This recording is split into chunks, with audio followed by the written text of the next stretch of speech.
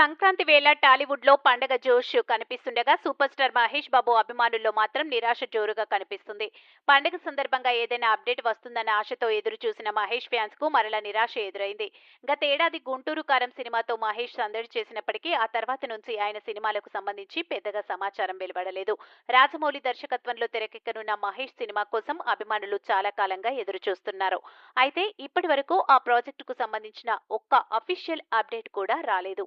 ఈ మధ్య SSMB29 launch అయినప్పటికీ ఆ ఈవెంట్లో కూడా గ్లింప్స్ లేకపోవడం ఫ్యాన్స్ ను మరింత నిరాశకు గురిచేస్తుంది.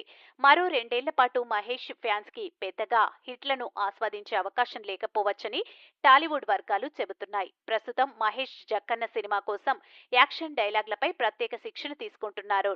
మహేష్ స్టైల్ను మార్చేలా ప్రాజెక్టు రూపొందుతుండటంతో సమయం తీసుకుంటున్నట్లు తెలుస్తుంది. అయినప్పటికీ పండుగ రోజున ఎలాంటి సర్ప్రైజ్ లేకపోవడం అభిమానుల ఆనందాన్ని తగ్గించింది.